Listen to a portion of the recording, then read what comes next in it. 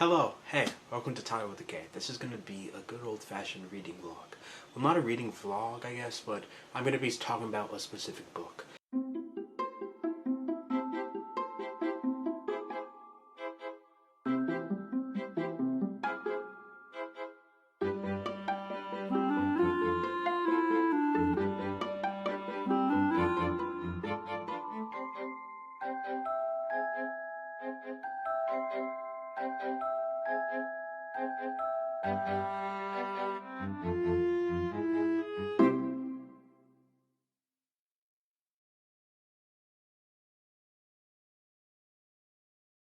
Talking about a specific book, and that book is The Invisible Life of Addie LaRue by V.E. Schwab.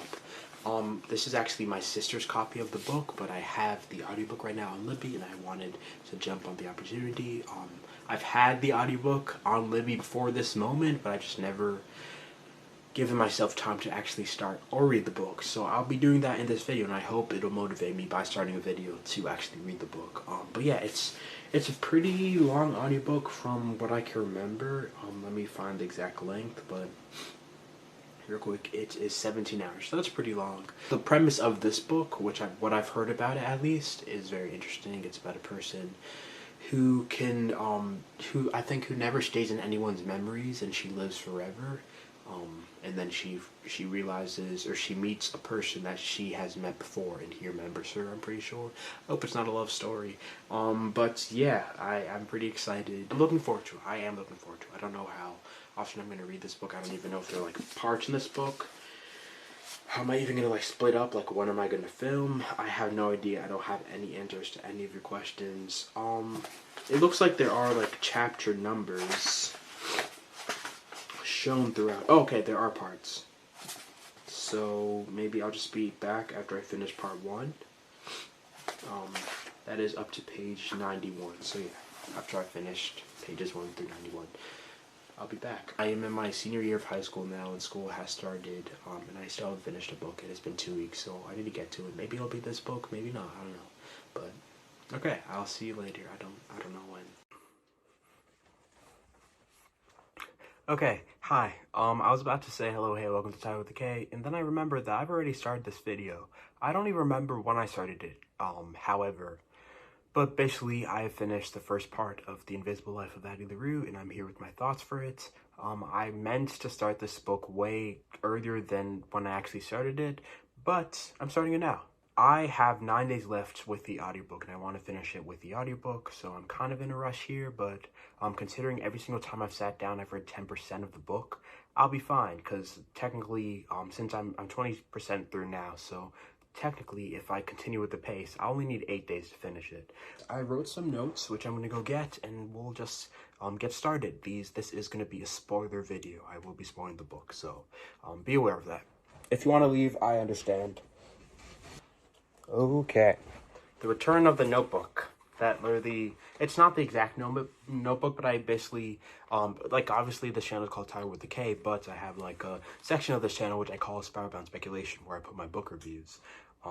And Spiralbound comes from, like, this spiral notebook. Not the specific one, but an orange one that I lost. Anyway, I only have a few notes. I don't want to make this too long. It is really good. It is really good. I did have high hopes for this book. This is also the author of one of my favorite books of 2 years ago, which is V.E. Schwab. I read a book by her called The Savage Song, as well as the sequel to that book, Our Dark Duets. I definitely like The Savage Song way more. I think I have a video on it. Check it out if I do. I may also have a video on Our Dark Duets. Maybe. Anyway, so I really like those. What's interesting is her kid novels she uses, for her novels for, like, I guess, young adults, she has used the name Victoria Schwab, but for more adult novels, she's used V.E. Schwab. So this is by V.E. Schwab, but it's, like, the same person.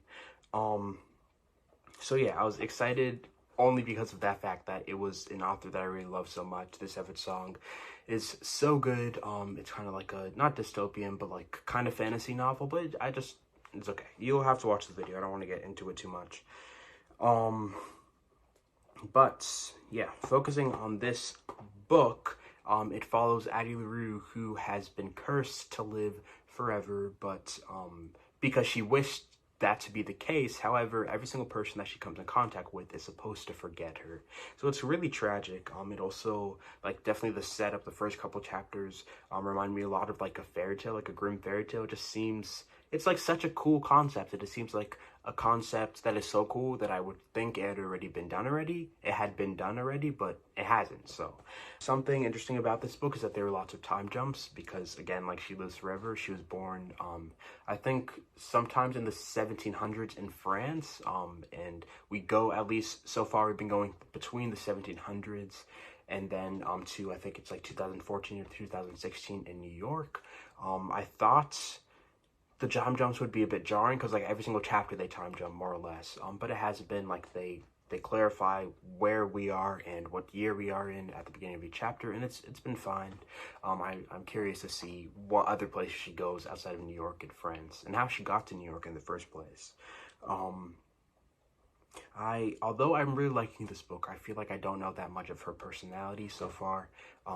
We've been going between her getting used to living forever in the 1700s and her kind of just like going about her day randomly in the 2006 and the 2000s or the 2010s. So it will definitely be interesting to see more of her personality, because yeah, she kind of just living, and it's like interesting. I'm still enjoying the book, but it's not making me know more about her character-wise thus far. So I'm listening to the audiobook, as I mentioned, and the audiobook is written by someone named Julie Whelan, who I've read a few audiobooks or listened to a few audiobooks of. Obviously the authors are different, but she read the books of The Latecomer by Taylor Jenkins, by Jean Hom Corlitz, which I read during the summer, as well as Malibu Rising by Taylor Jenkins Reid, who wrote Daisy Jones and the Six, as well as The Seven Husbands of Evelyn Hugo by Taylor Jenkins Reid as well. She's so good. I really like used to her voice. I can identify like right away. So yeah, she's doing a good job. There are accents in the book because like she lives in France, so that's interesting. I haven't really heard a lot of accents in books, I feel like, but yeah. That's all the notes I have. But yeah, I'm so excited to read more. I just wanted to film this video so I can give myself permission to continue it. So I will see you later. Whenever I finish the second part. Oh, the second part the first part ended with her potentially seeing somebody, or yeah, somebody remembered her. Basically she had like the short interaction in a bookstore and the person turned away from her and then he turned back and still remembered her, which has not been the case. And his name is Henry. I have a feeling he may be the son of one of her childhood friends from France, because he had the name Henry too, but also that doesn't make sense because he would have been dead by now if he like hasn't lived forever as well as her, so that's kind of interesting. I'm curious, I'm interested, and I'm gonna stop this video and keep reading. Hi, if I'm being honest, I can't even remember the last time I filmed. I want to say it was Saturday. But it is Tuesday now, and I'm back with an update. But it's an update for 2 parts instead of 1 part, because I finished part 2 and part 3, because I just wanted to keep on reading and not film a video between, I guess, like, after I'd finished part 2. So, yeah, I hope you don't mind. It's not going to be that long. I feel like this isn't going to be as much of a summary video. Like, I'm not going to be talking a lot about the content of the book, although I am saying spoilers. Like, I'm going to be talking about the aspects of the book that I want to talk about, but not every single aspect, if that makes sense, which I think it does. But yeah, it's been good so far. I should really start writing notes before I start filming these things. I wouldn't say I'm bored, but not a lot is happening as well, which is kind of weird. It's like a relatively long book, and I haven't like DNF'd it, and I don't plan on it. But also, like, I guess I'm waiting for something more interesting to happen.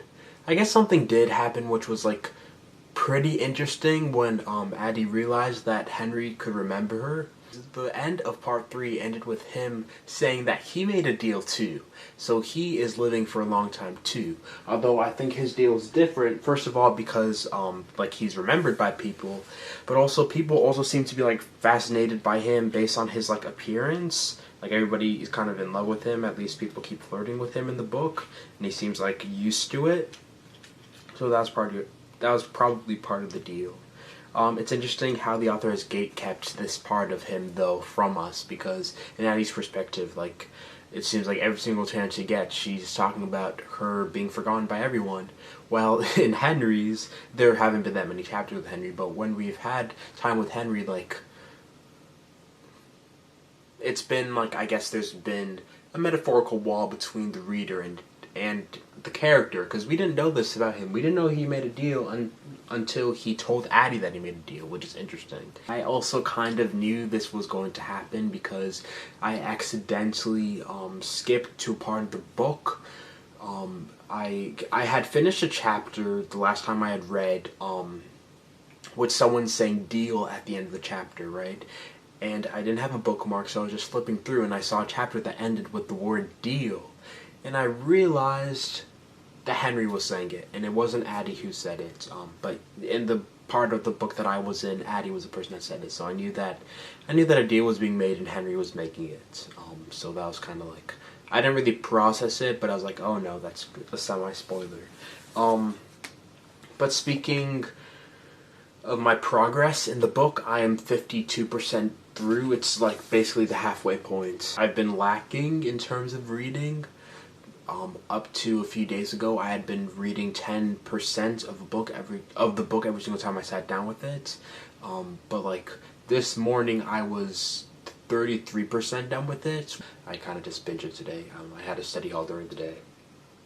I just listened to the audiobook along with it, which I have been doing anyway, but it doesn't feel as long as it is. This is the longest audiobook I think I've ever listened to, which is 17 hours. I am listening to it on 3 times speed, so it's not going to be as long as that.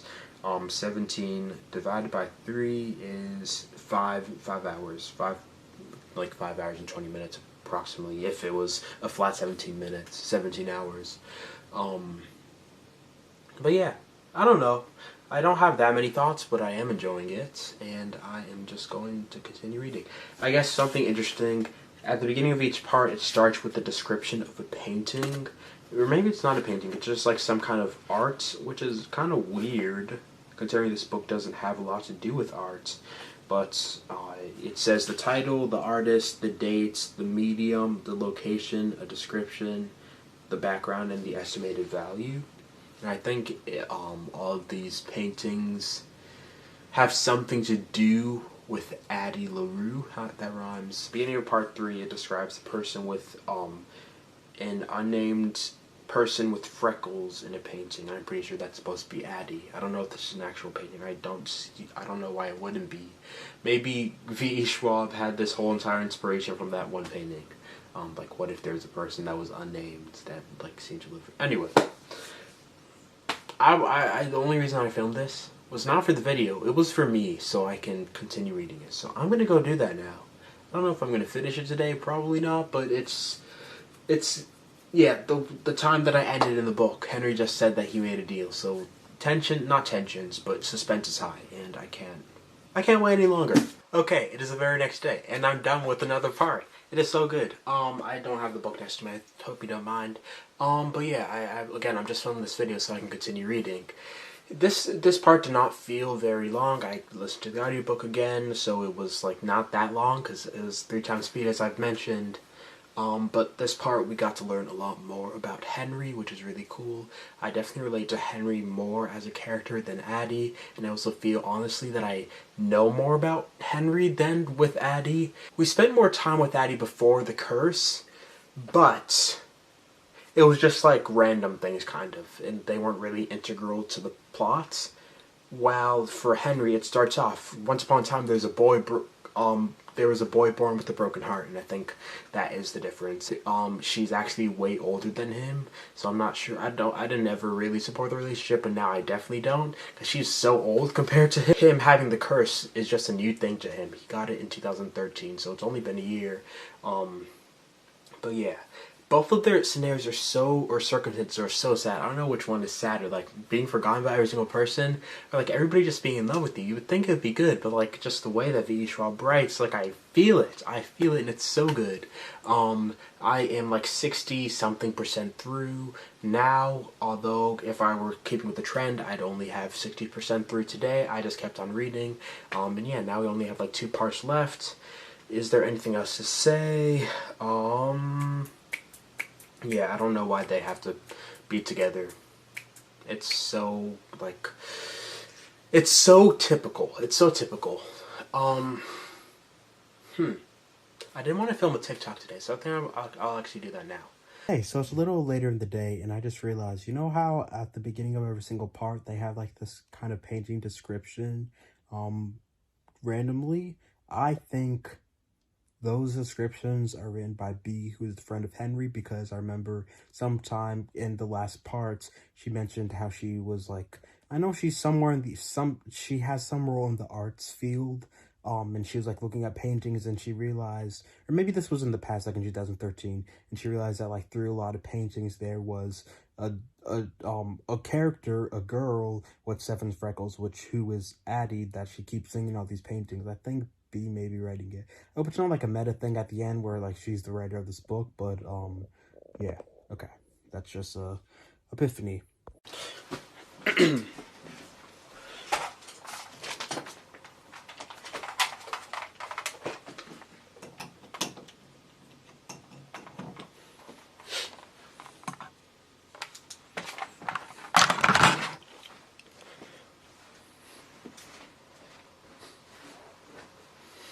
Hi, it's the next day, and I finished another part. I finished another part. This was my least favorite part, only because I feel like nothing happened, and I read pages, but I wasn't, this was the least interested I've been in the pages I've been reading. This was the third to last, I guess, part. I finished part 5, I know there's a part 6 and there's a part 7, so second to last. Third to last part. I know part 7 is like shorter, so I don't really consider it a part even though it is.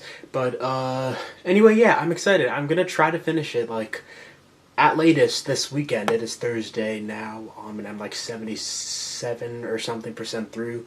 I feel like this week I've just really powered through it. But yeah, I don't know, a whole lot of nothing really happened. I'm just looking forward to finishing this book and starting new books, honestly, so. Bye. Okay. Hi. I actually have the book this time. And I finished the book. I also did that. Last time I filmed was yesterday. And at the time I filmed, I had about... Actually, I don't know the amount of time. But then I just realized it's going to be 3 times... It's going to be 1/3... I listened to the audiobook, right? So whatever the time left that it said, I would have 1/3 times that amount because I'm listening to everything on 3 times 0 speed, 3 times speed. So yeah, that was kind of an epiphany, and I just kept on reading, and then until I finished it. So yes, I finished The Invisible Life of Addie LaRue by V.E. Schwab. Okay, but before I go, I guess, into specific plot points, I did read, like, part 6 and part 7 before I made a video. There's, like, a really short part 7. Yeah, I don't know. This book is, like, relatively long, but it didn't really feel long, which is good. First point I want to mention is how the ending left much to be desired. Basically, it's revealed that Henry made a deal with Luke, whatever his name is, we call him Luke, I guess, that he'll have 1 year of people loving him, and then he'll die.